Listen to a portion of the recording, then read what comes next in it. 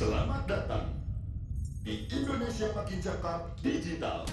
Langsung dari 34 provinsi, 514 kabupaten kota. Diikuti lebih dari 500.000 talenta digital. Inilah Indonesia Makin Cakap Digital.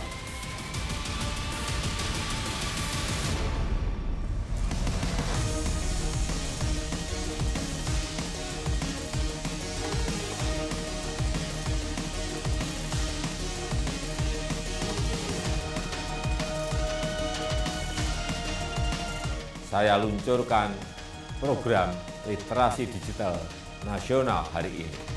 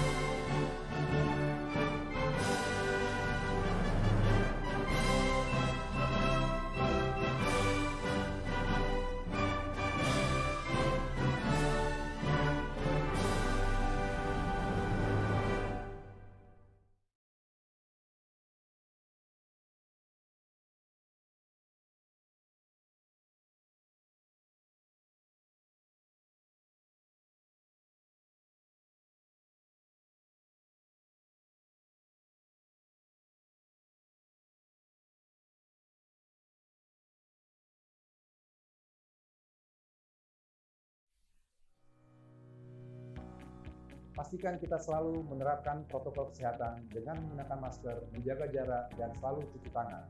Assalamualaikum warahmatullahi wabarakatuh. Salam sejahtera bagi kita semua.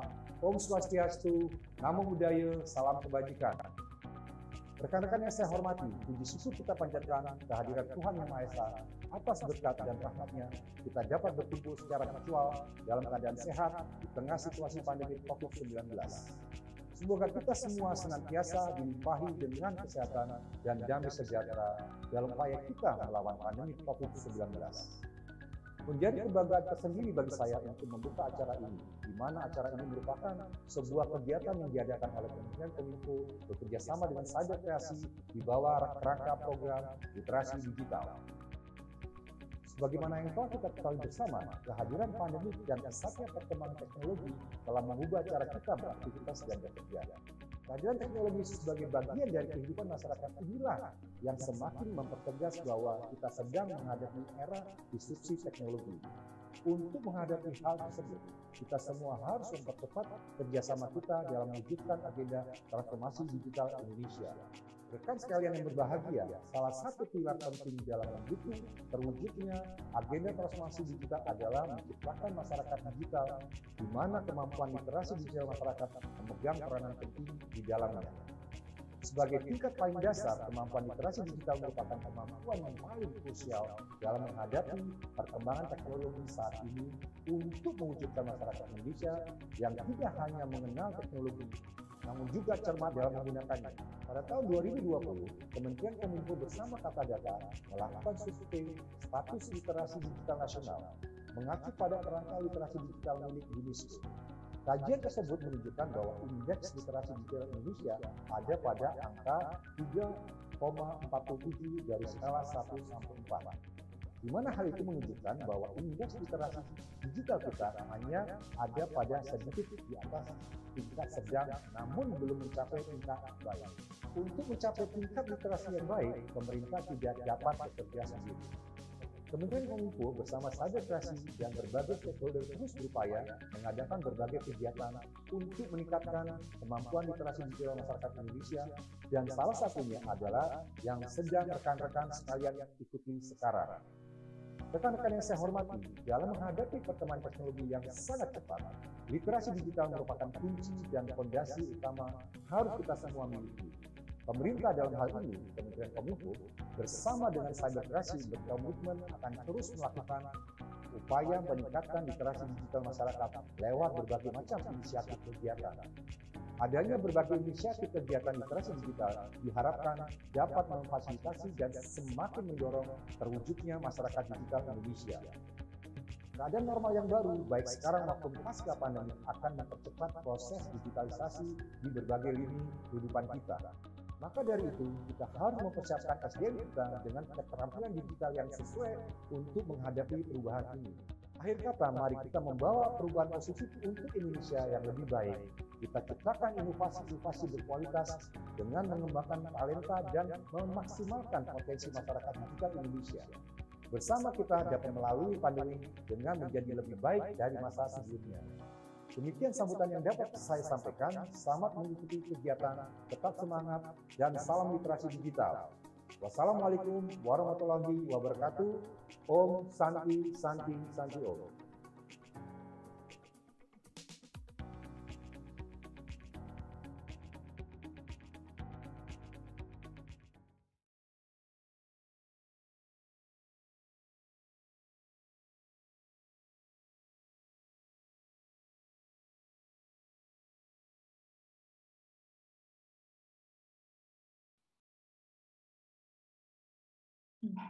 Halo, selamat pagi. Alhamdulillah, baik, sehat.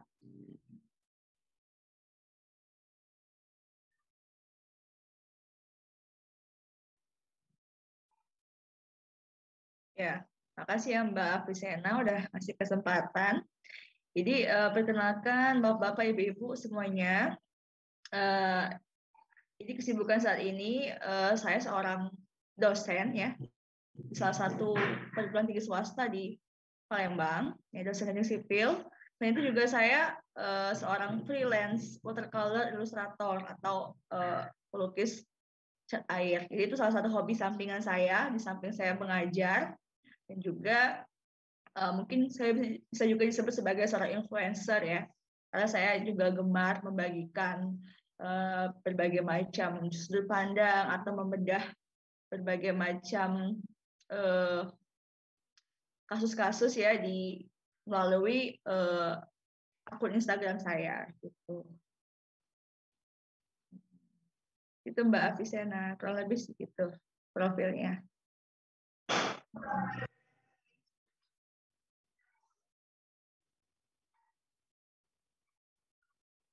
Alhamdulillah.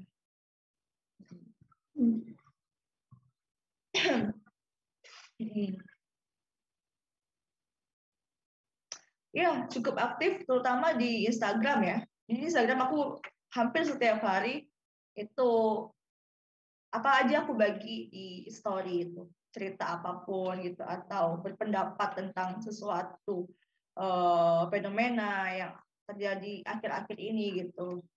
Ya, biasanya lebih ke di Instagram, di story Instagram. Gitu.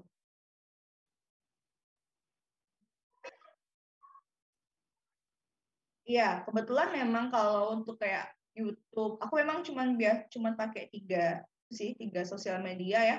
Yang paling aktif itu ya Instagram. Kemudian kalau YouTube itu biasanya aku cuman nyari-nyari informasi aja gitu ya, atau mencari berita-berita terbaru gitu. Kemudian kalau WhatsApp yaitu aplikasi untuk komunikasi. Tuh. Tapi kalau untuk berbagi apa ya, sering berbagi itu aku lebih sering ke Instagram.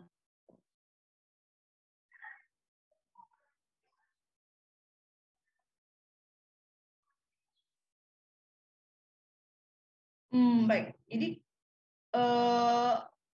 seberapa pentingnya peran digital untuk kehidupan pribadi saat ini tuh aku bisa mengatakan bahwa sangat penting ya.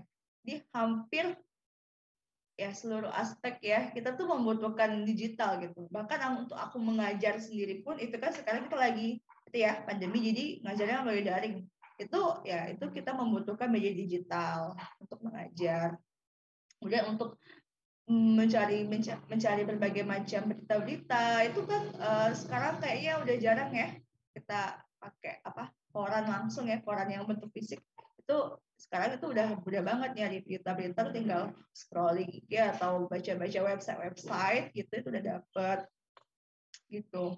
Juga untuk berkomunikasi tentu saja itu sangat penting sekali, peran digital itu sangat penting menurutku.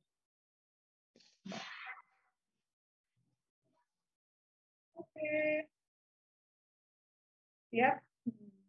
Oke, sama-sama.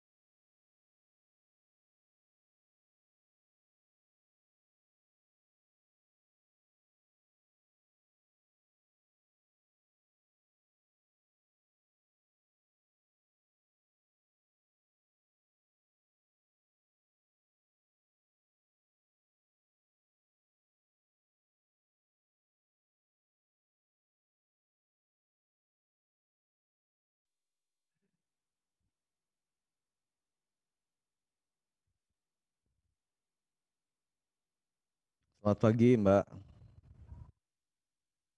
Kabar baik, Mbak. Alhamdulillah.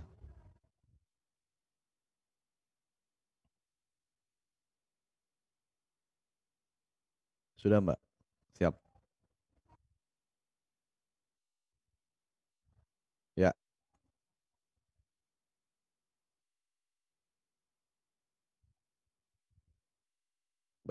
Terima kasih.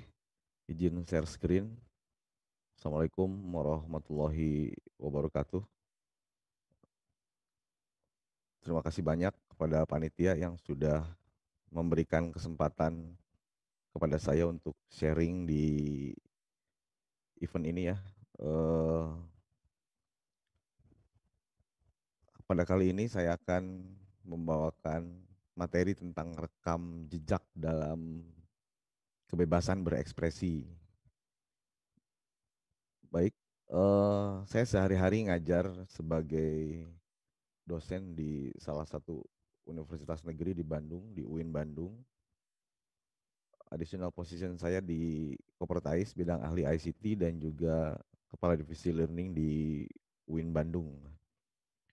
Untuk kali ini kita akan diskusi dengan topik sebagai berikut. Kita akan bicara tentang keamanan daring, privacy individu, perlindungan data pribadi, dan juga rekam jejak digital. Ya. Apakah keamanan daring itu? Jadi keamanan daring itu adalah kemampuan untuk memaksimalkan keamanan personal pengguna dan resiko keamanan saat menggunakan internet. Ini meliputi perlindungan diri dari kejahatan komputer secara umum gitu ya. Jadi proteksinya bisa rekan-rekan atau teman-teman atau Bapak Ibu gunakan, itu ada beberapa aplikasi yang khusus untuk perlindungan ya, atau antivirus biasanya gitu kan. Ada Avira, Kaspersky, FVG gitu kan, Smada, Norton dan lain-lain. Itu yang sejenis ya. Adapun untuk keamanan ini contohnya adalah keamanan menyimpan data, dokumen dan sejenisnya ini secara daring. Kemudian keamanan dalam melakukan transaksi perbankan ya.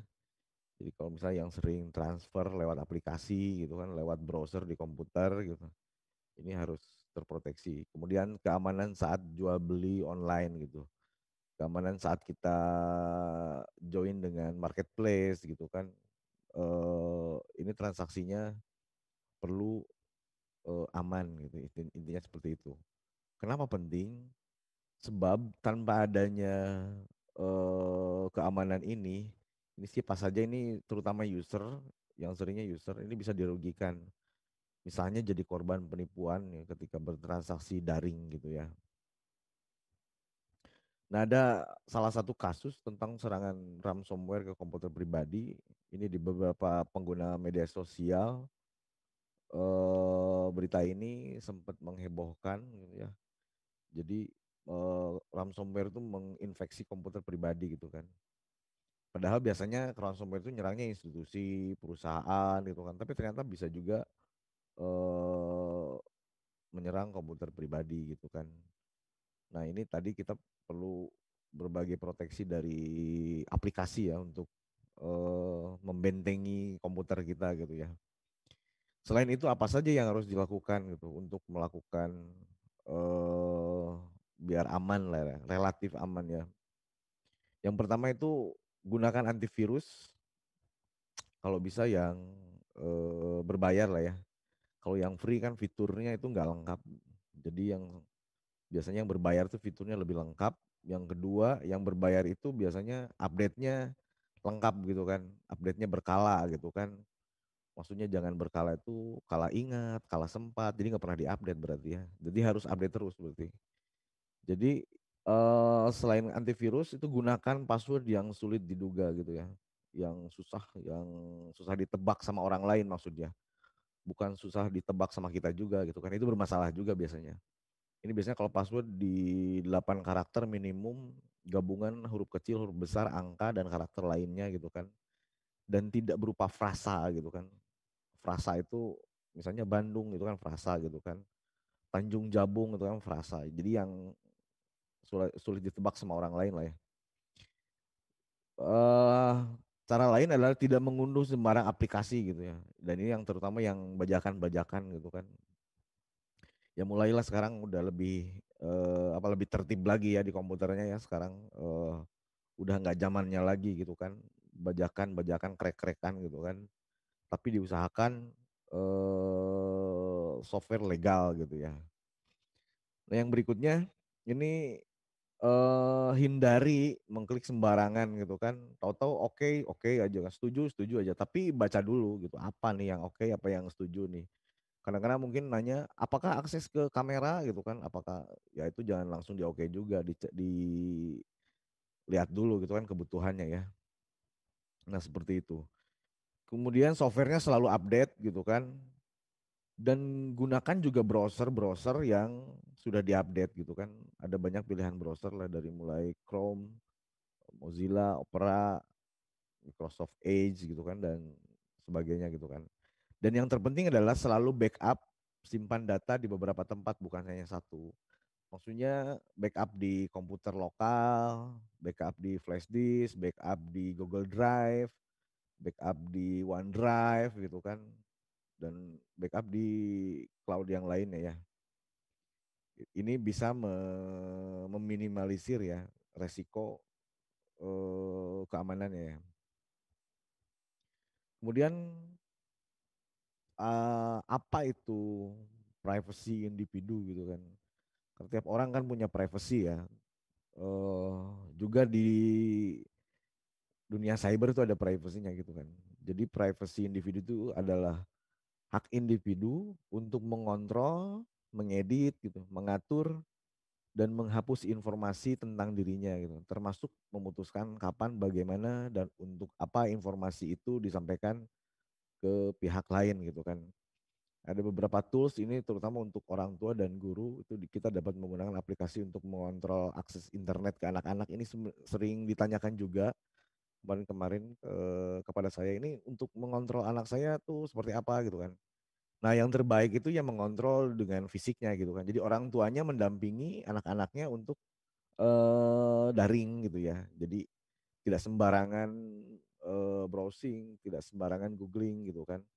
Nah, kalau by aplikasi ini ada beberapa aplikasi juga untuk Android, ini ada Kakatu gitu kan. Untuk yang iOS bisa Kustudio, bisa pakai NetNani gitu ya. Kalau NetNani bisa pakai Windows juga gitu kan.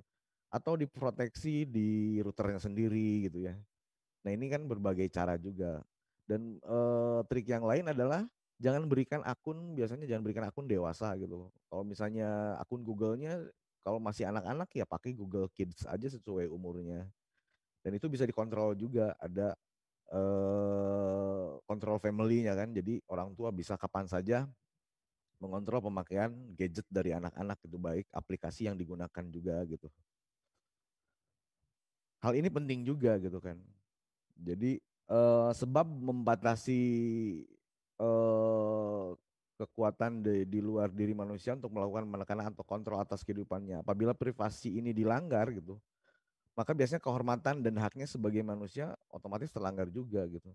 Jadi semua rahasia yang ada dirinya bisa dikuasai pihak lain gitu. Jadi ini mengganggu keselamatan juga gitu kan. Jadi contoh privacy individu ini misalnya tidak mengekspos ideologi atau keyakinan gitu ya. Menutupi riwayat keluarga itu kan bagian dari privasi juga ya. Merahasiakan rekam medis gitu kan. Menolak misalnya untuk mengekspos bagian tubuh tertentu, atau misalnya ketika video call ada beberapa user yang minta seperti itu ya ditolak aja gitu ya. Ini ada satu kasus juga ini, kasus pornografi anak online ini, ya ini bisa kalau di googling itu lebih lengkap mungkinnya di cerita-ceritanya ya, kasus-kasus seperti ini. Mungkin bukan cuma kasus pornografi anak aja gitu kan. Yang lainnya ini banyak juga selain mengeksplorasi anak itu, eh, kasus-kasus seperti ini bisa terjadi ya. Ini bagaimana melakukannya untuk melindungi privacy itu kan gitu kan. Yang pertama itu selalu gunakan HTTPS. Biasanya itu penyedianya itu yang sudah mereka tersertifikasi HTTPS, dan kita join ke sana pakai HTTPS juga gitu kan. Hypertext Transfer Protocol Secure gitu kan, ada S-nya gitu kan. Kalau biasanya HTTP gitu kan tanpa S. Tapi kalau ini kalau untuk secure itu ada S-nya, secure. Tidak mengaktifkan location sharing gitu kan, jadi nggak kedetek. Dia kemudian ajari anak-anak mengenal batas wilayah profesinya seperti apa gitu kan, terutama untuk bagi yang di bawah umur ya. Hindari mengekspos data pribadi dan hal-hal yang sensitif gitu, biasanya untuk di status, di konten medsos gitu ya. Ini dihindari juga. Jaga kerahasiaan password gitu, jangan diumbar gitu. Tolong bukakan akun nih, password saya ini. Nah itu hindari lah seperti itulah. Jadi password itu yang diketahui adalah usernya dan yang di atas biasanya gitu kan. Ya, yang maha mengetahui lah gitu ya. Jangan biarkan orang lain melacakmu gitu. Ini bisa juga gitu. Ada beberapa antivirus yang support anti tracking gitu kan. Jadi kita nggak tahu lagi ngakses apa, lagi ngakses apa gitu kan. Kemudian amankan diri dari pesan singkat yang mencurigakan gitu. Yang lainnya ini bisa menolak ajakan tadi ya, foto yang mengekspos tubuh gitu kan. Kemudian tidak mudah percaya gitu kan, terutama di medsos, terutama untuk hal-hal pribadi gitu kan. Karena tidak kelihatan kan orangnya gitu kan. Yang ada cuma foto, fotonya kan bisa iya, bisa tidak gitu ya. Jadi tolong lebih apa ya, lebih menjaga lah ya. Jadi bukan berprasangka buruk tapi lebih ke waspada lah ya, seperti itulah ya. Gunakan email untuk menghindari spam gitu kan. Kalau banyak-banyak spam ya gunakan email sementara untuk menampung tersebut. Kemudian baca tiap kali mengunduh aplikasi itu dibaca dulu ya. Jadi tidak asal oke, next, agree, yes gitu ya. Tapi dibaca dulu. Kemudian apa itu perlindungan data pribadi gitu kan. Perlindungan data pribadi adalah perlindungan atas setiap data tentang kehidupan seseorang, baik yang teridentifikasi atau dapat diidentifikasi secara tersendiri atau dikombinasi dengan informasi lain, baik secara langsung maupun tidak langsung melalui sistem elektronik maupun non elektronik gitu ya. Ini pribadi gitu. Ini tools yang bisa dipakai, bisa aja kita pakai fiturnya private dari Firefox gitu kan, atau incognito-nya di Chrome atau Tor browser, atau mungkin juga pakai VPN gitu ya. Ada beberapa aplikasi-aplikasi VPN gitu ya yang bisa digunakan. Nah ini bisa melindungi juga gitu ya. Data ini penting karena data pribadi harus dilindungi gitu ya. Sebab jika jatuh ke tangan orang yang tidak bertanggung jawab, ya bisa disalahgunakan. Misalnya untuk bobol kartu kredit, menjadi seolah-olah orang lain kemudian menipu gitu kan, atau menjadi seolah diri kita gitu kan, memfitnah dan sejenisnya ya. Apa saja contoh data pribadi tadi, misalnya tanggal lahir, alamat, nomor rekening, nama orang tua, riwayat kesehatan, nomor ponsel gitu kan. Jadi dijaga ya. Jadi ini ada kasus juga tentang data pribadi yang diperjualbelikan gitu kan. Ya kemarin ada sempat pertanyaan juga, ini seperti apa yang salah gitu kan. Ya ini emang salah satu kesatuan ya. Bukan cuma sistemnya saja gitu kan, tapi orang-orangnya juga kan harus diperhatikan kan. Jadi bukan cuma software, hardware, tapi brainware-nya juga kan. Karena ada beberapa perusahaan yang indikasinya misalnya karena karyawannya kan misalnya menjual data tersebut gitu kan. Ya jadi intinya ya eh, bocor lah ya, jebol gitu kan. Bagaimana melakukannya untuk memproteksi ini gitu kan. Yang pertama adalah membuat sistem perlindungan untuk database pribadi ya. Tidak membocorkan data ke orang lain gitu kan, tidak mengekspos pribadi ke ranah publik, itu baik orang lain online atau offline. Selain memperbarui antivirus dan seterusnya ya, kemudian mengedukasi seluruh pihak tentang perlindungan data pribadi gitu. Jadi bagaimana pentingnya data pribadi itu harus didengungkan. Ya seperti event seperti inilah, ini adalah bagian dari mengedukasi dan mengingatkan tentang perlindungan data pribadi gitu kan. Sedangkan apa yang disebut rekam jejak gitu kan, biasanya kan rekam jejaknya kan yang kita bicarakan di sini adalah rekam jejak digital gitu kan.